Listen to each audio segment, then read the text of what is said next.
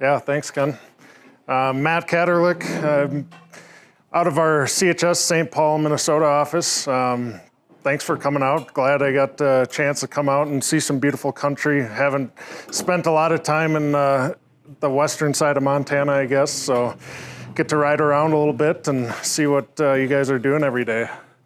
So yeah, like Ken said, I'm on our ingredient purchasing team, our procurement team, buying ingredients, mostly proteins for all 13, 14 of our feed plants, everywhere from the Midwest all the way out to Oregon. We got 3 plants out there, including Great Falls out here. Kind of learning curve for the last year and a half, digging into these ingredient markets and learning a lot, and hopefully can teach you guys something today. So just to start, we're obligated to share this, our forward-looking statements. So basically some of the things I talk about today are gonna have to do with the future. Some of those things won't come true, some will. So this is kind of, I guess, what we show here, just to make sure we're covered. I'll just quickly touch on kind of what we do in bulk procurement, some of the tools we use to help us. So first, we're using bi-weekly calls with every one of our mills, getting information from them, giving them information we're seeing kind of the day-to-day usage trends, formula changes, different things like that to help each other basically keep them in the best position, keep ingredients moving well. Next, something we kind of pride ourselves in is relationships as a company. And so we're working every day to build relationships with those vendors we're using, internal and external. So on the internal side, CHS1 has been a big push here the last 2-3 years. Essentially, it's just using the size of our company to help get the most competitive prices for you guys. So, top down, basically, I mean, one example, I sit right next to our sellers of a soybean meal and soy hulls at our soy plants in Minnesota. Sit right next to those guys every day, talking with them, exchanging information, just using our size to our advantage and gain that competitive edge. And then logistics, pretty straightforward, something we're seeing changing, especially in the last couple of years, changing a lot. Gas prices, fuel prices, working to line up backhauls and make loads run to keep the plants full and trying to do it at a good rate. That all goes into the feed costs. So working to reduce those as much as we can. Weather, that's a big one. I'll talk a little bit more about that further on, but obviously always changing. So something we keep an eye on pretty closely, especially in the middle of the crop year here. And then ingredient pricing and quotes, kind of using that same thing when we're in the markets every day, talking with the mills, making sure we're getting them the best prices we can find. So I think, recently it's probably taken a little longer to get some of those pricing, but we want to make sure we're putting the best number in front of you guys. So some of the weather maps I'm talking about here, I just threw up a couple of forecast maps here. You can see 8 to 14 day temperatures look a little above average, I guess higher than average. We've seen some heat come kind of across the whole, even further into the Midwest this week here as well. Supposed to cool down a little bit later. And then precipitation as well. I know you guys some of you have been catching some rains this week here. Which is great, and we like to see that, especially this time of year. I know it can be tough to find some of that moisture. So where it's lacking has been in the Midwest, been really dry, hot. So they're hoping some of that stuff from out west here is gonna move across the country eventually. Here's a drought monitor, current drought map from a few days ago, I guess. So it's kind of interesting this year. Typically, you won't see those dark red spots in the Midwest like we are. And typically we're seeing those west, like in this area here. And so this year's been a little different, seems a little flip-flopped. Yeah, obviously you guys, like I said, been catching those rains, which has been really good. So yeah, hoping to be able to finish the crop off in the Midwest. And yeah, we'll talk about that a little more as well. And then this kind of just shows basically where the drought areas are and where corn and soybeans are grown in those drought areas. So your red lines are all drought area, similar to that last map. And then the green areas are where each of those crops are grown in the US. So it kind of shows, that overlay of where those drought areas are. And like I said, this year, seeing it heavily right across the Midwest, which doesn't seem to be the trend over the years. Usually those drought areas would be further west.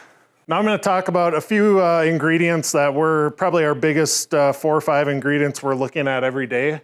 Wheat midds, otherwise known as middlings, mill run, depending on where you're from. Basically leftover everything but the endosperm inside a wheat kernel. So that's getting ground off as wheat is getting milled. The endosperm is going to flour, and everything else is going to feed.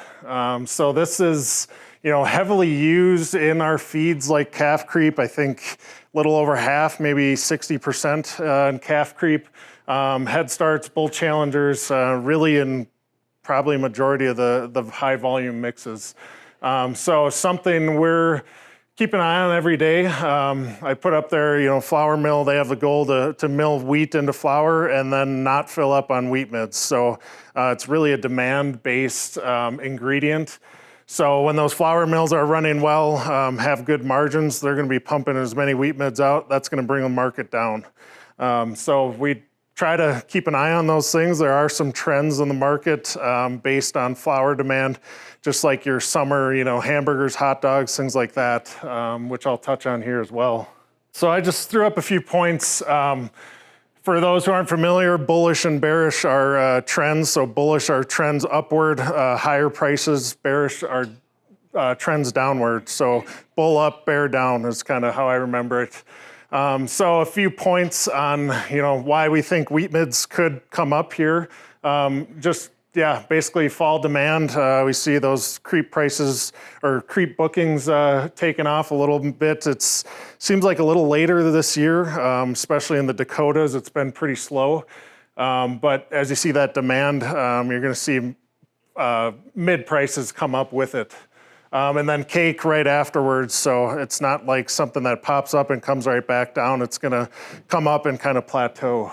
And then recently, Canadian demand, they've been coming down to the US, pulling wheat midds. I don't think it happens as much for whatever reason this year, whether it's due to mill shutdowns, things like that.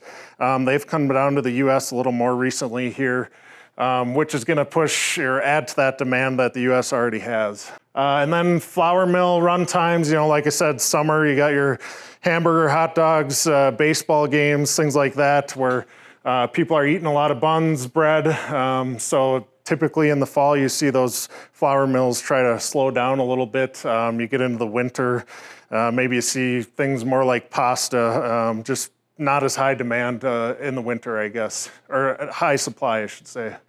And then Labor Day is always a time for mill shutdowns, yearly maintenance. Wheat crop was a little earlier this year, I think. So they're used to taking those shutdowns right before the crop's coming in. But we'll see that, which is gonna slow down supply of wheat midds and gonna keep that price a little elevated. And then some bearish trends, I guess. So trends that could bring the price down. School lunches will start here already this week. It sounds like kids are back to school. And so there you'll see more demand for things like bread. Those flour mills are gonna want to keep running heavily. Not as high as, through the midsummer, but that will kind of stabilize there. And then competing ingredients similar to corn, we kind of try to find a relative value between corn and wheat midds and track that. So, when you hear certain news headlines, things like that, and corn pops up, it's gonna bring wheat midds with it, similar to even wheat or other things. But I'd say the most thing we compare it to would be corn. And so overall, we're seeing corn prices a little lower than last year. So we're also seeing those wheat midds prices a little down too. Here's just a map. So this week, the Pro Farmer is putting on a crop tour across the Midwest. So all those stars there are kind of areas they're targeting. Groups of people walking into fields, stuff you can't really see from the road, kind of looking at or trying to pinpoint yield.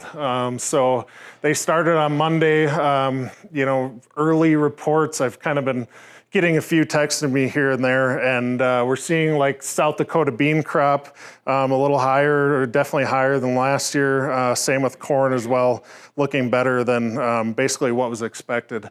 So those South and North Dakota areas, obviously a pretty small chunk of that on the tour. So I guess it's kind of a magnifying glass, but things that the market is definitely paying attention to and will react due to those. So we'll kind of see towards the end of the week, they put a report out, what they kind of found as far as yield. Some areas tend to be higher than expected, some tend to be lower. So to start with corn, just want to go through some upward trending, points. So like I talked before, a heat wave kind of through the Midwest this week. Typically that heat, if we're past pollination, isn't going to be too terrible, but, corn that was still pollinating, that heat can really bring down yield here. And then just kind of a technical standpoint, I guess, the market, futures market is looking for a reversal here. So I threw up a chart. This is December corn futures on the right over the last 6 months or so. So you see we've been kind of trending lower on the futures chart, and I threw up a relative strength index below that. So those relative strength index is kind of your highs and your lows and where that ceiling and floor is going to be. So you can see where the end of this orange or yellow line is. We're kind of hanging in that lower spot, and typically when you see that come down, it'll hit that floor and tend to come back up a little bit. So as you can see, it's followed the trends of the corn a little bit as well here. So there's points where we come up, fall hard, kind of slowly come back up, fall hard again. We've been down for a while, like you can see. So just from a technical standpoint, market's looking for a reason to come back up a bit here. And then, a lot of these headlines, Russia-Ukraine conflict, the war over there, market reacts really quickly. So some of even those peaks in the corn, I think that would be the second peak there. Basically, so Ukraine, they are exporting quite a bit of corn and wheat. So when you see those headlines, it's going to push things higher. So I think that second peak there was basically when Russia started seeing any ships going into Ukraine as a type of warship, whether it was going in to pick up corn or had nothing on it to do whatsoever with the military. They were kind of seeing it as that way. So as soon as we hear that news, all the ships stop going to Ukraine, trying to find other routes. But essentially, it's pushed that market higher for that time. Just kind of knee-jerk reactions.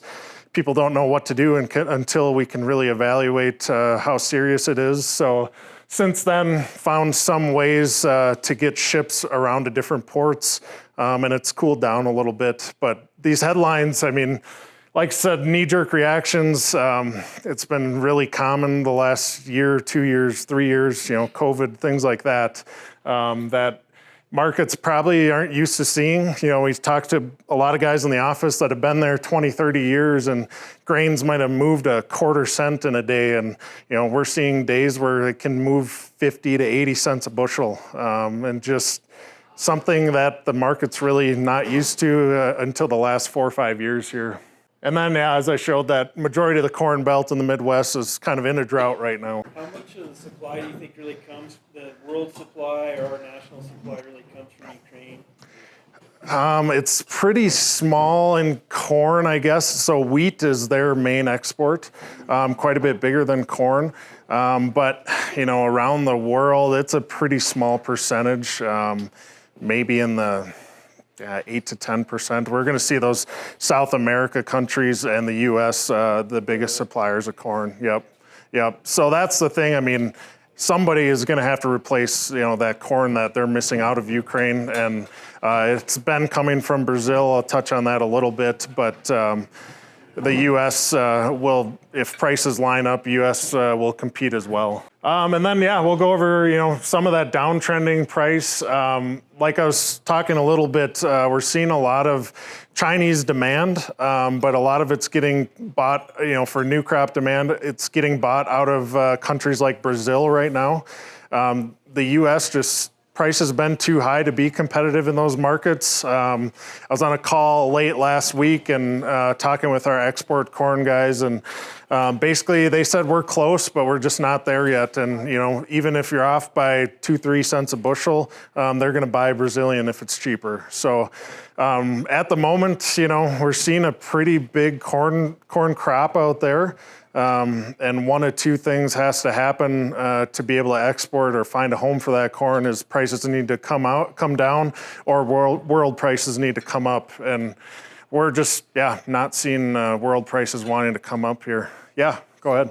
So how much does last year's corn crop in the bin play with this year's corn crop? Quite a bit, and we have a couple ethanol plants that CHS owns, and we've seen a decent amount of farmers selling, but there is some corn still in the bin there. So, typically, these August, September timeframes, especially for corn, you'll see guys start to clean out bins, things like that. So we kind of expect that to get pretty cleaned up. We'll see kind of as we go here, but with prices hanging maybe a little lower here, so also making guys want to hold on to it as well. But definitely something we keep an eye on is kind of plays a factor. Obviously, that's more inventory of corn out there as well that you need to think about. So yeah, like I said, those world prices, we just don't see them really coming down. China will keep buying the cheapest corn, and the U.S. isn't really a competitor right now. Next year, I guess, I talked about this a little earlier with the drought. Corn might be in a stage where some drought area today might not matter. Drought in the last month might have had a much bigger effect on it. But some of the headlines you see about drought today, in my opinion, shouldn't really affect the crop. It's kind of already made what it is, and I think we're seeing that a little bit from the crop tour going around the Midwest. And then, corn in the Dakotas just probably going to be their biggest crop ever for South Dakota, North Dakota, which for the Montana area, that's majority of where we're pulling corn from. So, essentially that's going to be good for this area. Other areas of the country are going to pay more to get that grain from the Dakotas shipped out. We tend to not see that great of crops just with hot, dry weather across the Dakotas. This year's been a lot different. Should be really good for you guys on the corn side. Just seeing those high yields, lower prices, and should help out a bit. And then one of the sayings, big crops get bigger. So as we see a big corn crop, as we get through harvest and into harvest, you really start to see numbers kind of increase even more than you think. Seems to be a trend historically. People talking about a big crop ends up being bigger at the end of harvest. So nothing concrete there, but just a trend that's seen over the years of looking at corn. Yeah, so when you hear those higher demand numbers, I guess across the Midwest, wheat mids are going to come up or stay elevated with that. So I don't know if that. Yeah, it's typically kind of interesting. You see higher cattle prices, similar to higher grain prices. You're going to see higher seed numbers, higher fertilizer numbers. When you see higher cattle numbers, the cost of feeding theoretically goes up because of that. And I think that may be part of the reason where we're not competitive to world markets. Some of the areas in the U.S. are struggling to find corn, and like I said, probably a lot of it being fed right now, and will into the fall here. That's something to definitely kind of think about is, as these cattle prices come up, that's something we probably need to do a little better job of ourselves as well. Kind of tracking those types of things. Like I said, those relative values, typically you can find a trend in there. So, something to definitely keep your minds on. And then, yeah, that's pretty much it for corn. We'll kind of move on to soybean meal, soybeans, soy hull pellets. Soy hull pellets are probably the second biggest thing used in things like calf creep, something we keep an eye on daily. So where I'm sitting around in the office with guys trading those out of our crush plants, we're keeping an eye on that daily. So recently in the month of August, we have the highest record of plant shutdowns, soy crush plant shutdowns. We've seen kind of some just nearby expensive prices on soybean meal because of that. And I don't know, obviously the goal is to get maintenance, things like that done before harvest. But it all seemed to line up together this year. So it's kind of pushed up soy meal prices for the time being here. As we get into September, plants start coming back online, it's gonna theoretically come back a little bit, and then we'll get into new crop.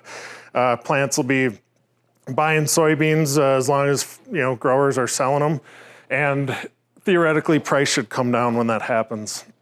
But just in the nearby here, things are a bit elevated.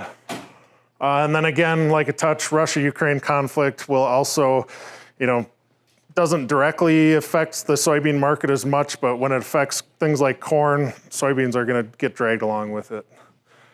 And then, very similar to corn. I mean, you could almost put those two on top of each other. Crop conditions, due to drought this year. Just kind of see what the crop tour looks at on there. Something to be noted about that is our seed, technology has really changed even in the last 10 years. All these seed for corn, soybean seed, pretty resistant to drought. That's something that they've focused on a lot. It's those years when you have too much moisture where they really struggle to get a crop. So, if you're gonna have one or the other, you probably pick drought every time just because that seed technology has changed to fix that. And then SHPs, that's soy hull pellets. We bring those into Great Falls by rail. Kind of similar seasonality to wheat midds just due to demand and the things like calf creep, head start, bull challenger. So we kind of base that off of wheat midds. The price is typically a bit higher, but kind of a relative value that we find in those trends. And then some, bearish reasons here. Increasing acreage every year in Brazil for soybeans. That's gonna, bring that much more supply of soybeans into the U.S. or into the world markets, I should say, which is gonna bring more soybean meal in there as well, soy hull pellets. So that heavier supply, if demand doesn't keep up with it, it's gonna bring prices down. Midwest feed demand just a little slower this year. A lot of green grass out there. Like I said earlier, Dakotas are very behind on things like calf creep that typically pick up end of July, beginning of August, and we just haven't seen it yet. And then something I'll touch on quick, there's quite a few new soy crush plants coming online. So there was an announcement by the government of a push for more renewable diesel, which comes from soy oil. And so these plants are popping up or being announced that they're building, expanding, things like that. And so this is gonna push more supply as well into the soybean meal market. It's not gonna happen today, it's not gonna happen tomorrow, but in the next 3 to 5 years, you're gonna see a big increase of demand for soybeans and supply for soybean meal. And they're gonna need a place to go with that. So, typical numbers, when we're looking at soybean meal in the fall here before a new crop, you're seeing $30 under the futures market before freight. And, in the next 3 to 5 years with all these plants coming online, that number might look like $50 to $60 a ton below the futures market, where typically that 30 under number has been kind of the number for the last 5 to 10 years from what we've seen. So kind of a map here. The yellow ones are basically new plants. That purple one just became operational this last fall, so it's been running. And just hearing from that one, there's a lot of kinks, things to work out. It's not like that plant's gonna be running full bore even the first year it's up. It's gonna take a little while, especially with a brand new plant.